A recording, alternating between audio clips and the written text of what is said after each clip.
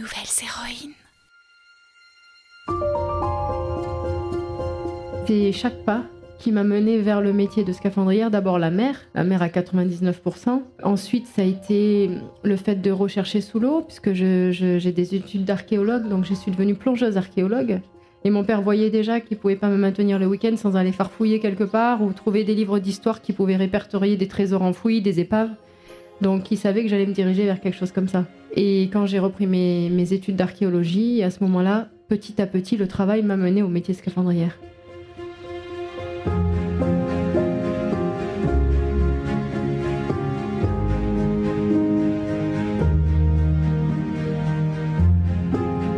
Salut, c'est Céline Steyer, celle qui te raconte des histoires vraies, pas des contes à paillettes avec des filtres Insta.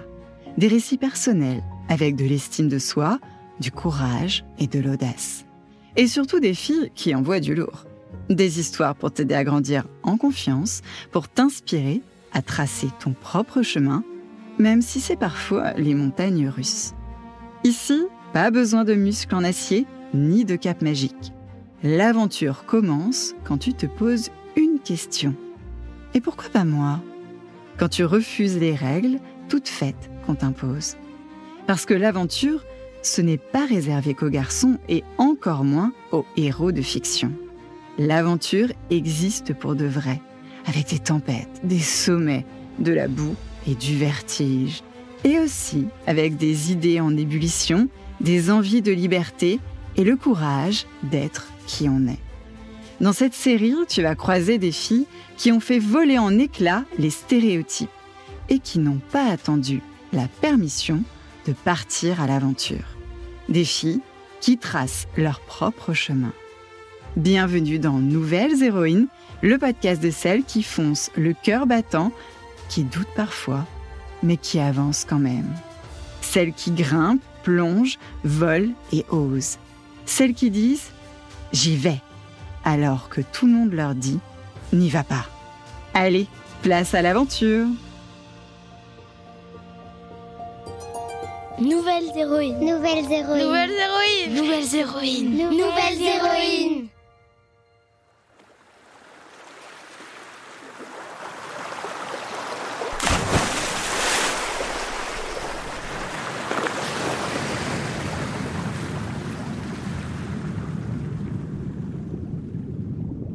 Elle est une nouvelle héroïne, Géraldine, née de l'eau et retournée à elle comme on revient chez soi.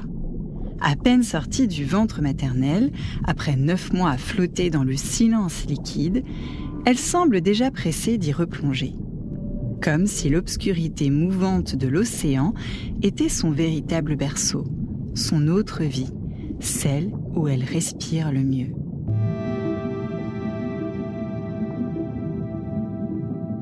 Encore petite que pas trop grande, Géraldine sait que l'air n'est pas son élément. Mais elle aime la mer comme d'autres aiment le ciel. Pas pour la regarder de loin avec des jumelles ou du haut du mât d'un bateau, mais pour y entrer, y vivre. Elle grandit entre les 40 degrés de la Guadeloupe et les moins 40 de Saint-Pierre-et-Miquelon. Elle joue dans les bulles de son père, qui est pompier-plongeur, et elle dort à côté des blocs de plongée, comme d'autres dorment avec des peluches dans leur berceau à barreaux. Géraldine ne joue pas à la poupée.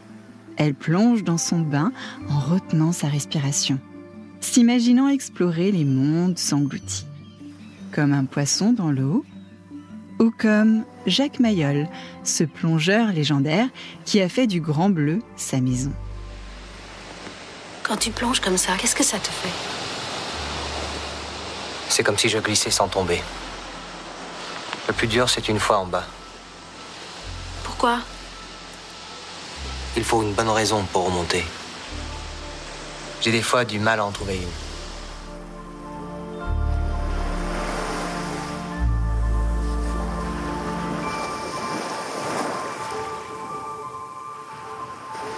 Mais maman, il n'y a pas de plongeuse légendaire ?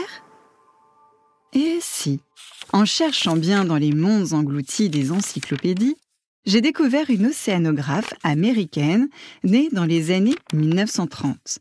Sylvia Earle. Aucun des parents de Sylvia n'avait fréquenté l'université, mais ils avaient inculqué à leur fille l'amour de la nature dès son plus jeune âge. Sylvia passait des heures au bord de l'étang de son jardin à remplir des bocaux de poissons et de têtards et à consigner ses observations dans des carnets. Elle était surnommée Her Deepness, ce qui signifie en anglais son abyssalité. Elle a passé plus de 7000 heures sous l'eau, mené des missions à des centaines de mètres de profondeur et a été la première femme à devenir scientifique en chef de la NOAA, l'Agence océanique américaine. Et cerise sur le détendeur, elle a dirigé une équipe 100% féminine dans une station sous-marine en 1970 dans le projet Tectic 2.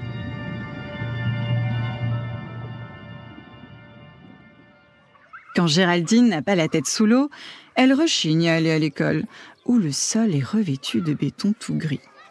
Et assise dans la classe, Géraldine est de celles qu'on n'arrive pas à faire tenir en place. Une tornade douce, une énergie qu'aucune chaise, aussi droite soit-elle, ne peut contenir. Son regard s'échappe toujours vers un papillon, un oiseau, une coccinelle qui passe sur le rebord de la fenêtre. Elle est d'ailleurs pas distraite, mais juste curieuse et fan du vivant qui l'entoure. Elle veut tout comprendre, tout toucher, tout creuser. La mer la fascine déjà, mais il y a aussi les cailloux, les montagnes, les traces anciennes d'un monde révolu.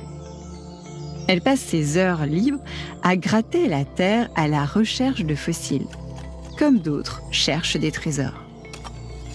Elle adore Indiana Jones parce qu'il ose tout explorer. Elle rêve de faire pareil, explorer les livres, les lieux, les époques. Toujours un pourquoi au bord des lèvres, toujours une question de plus à poser. Parce que quand on a l'âme d'une exploratrice, on ne tient jamais longtemps assise.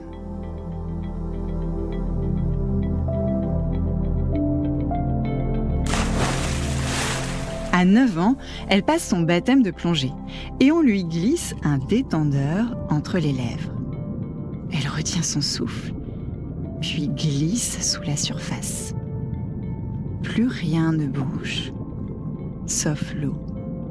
Le monde devient bleu, rond, immense. Son cœur lui souffle que c'est ici qu'elle respire vraiment, et elle sait que sa place se trouve sous l'eau.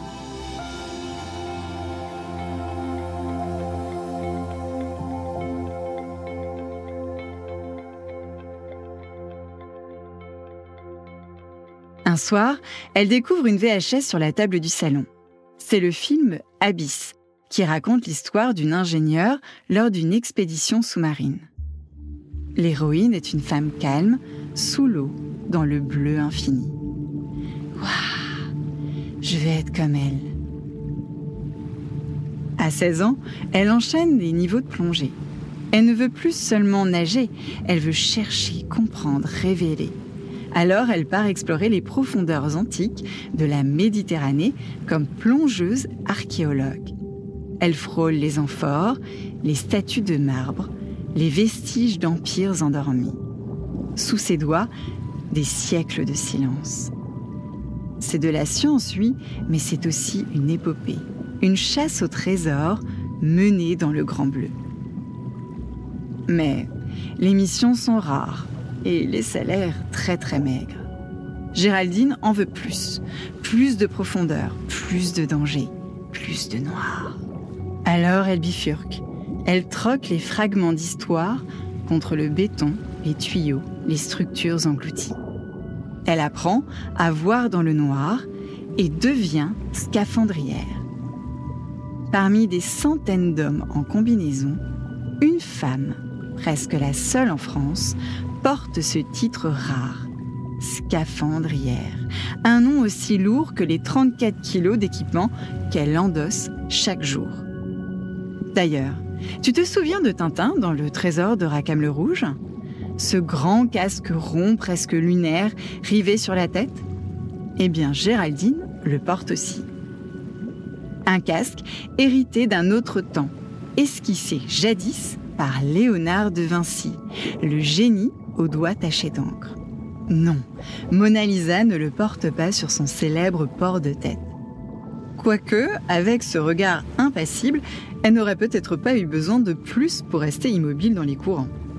Ce casque isole Géraldine, la fait basculer dans le silence, mais c'est aussi son armure, son lien avec la surface. Sa seconde peau pour respirer là où plus rien ne vit, sauf les nouvelles héroïnes.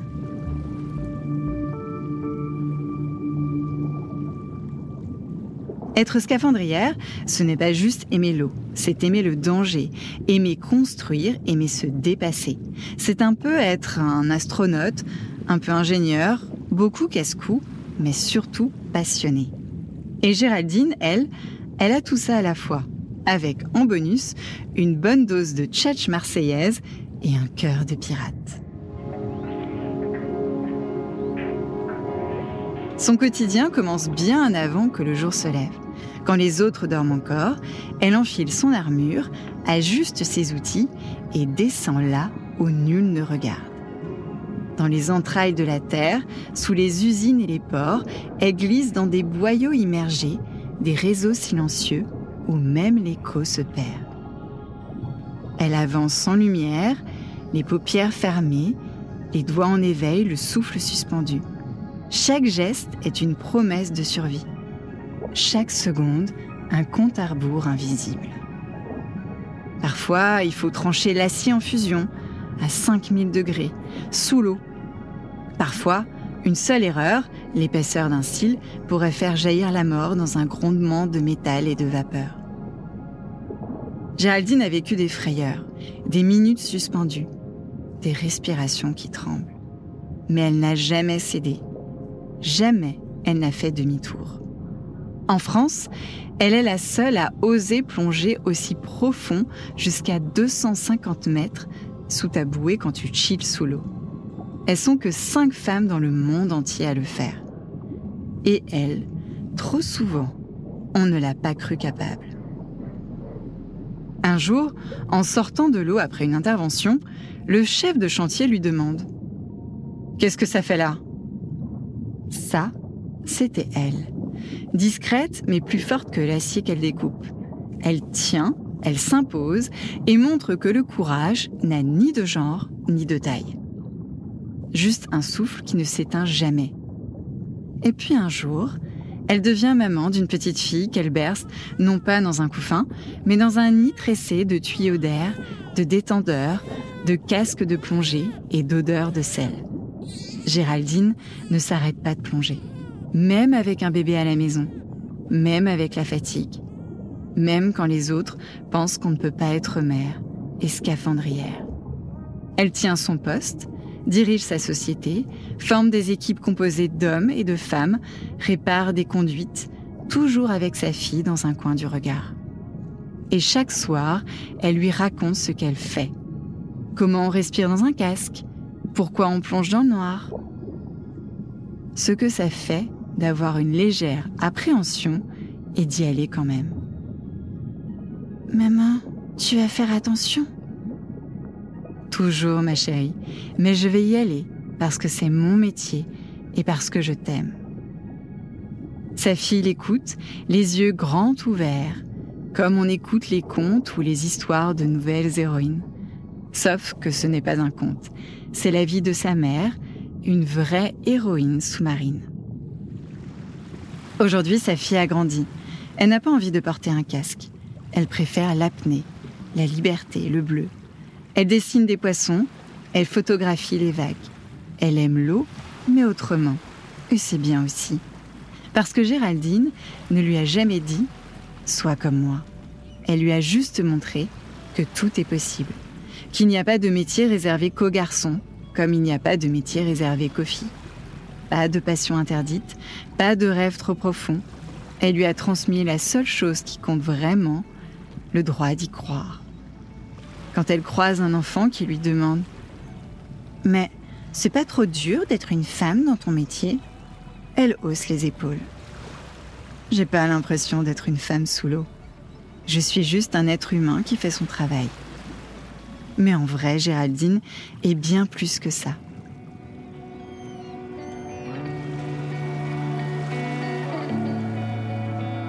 Nouvelles héroïnes. Nouvelles héroïnes. Nouvelles héroïnes. Nouvelles héroïnes. Nouvelles héroïnes.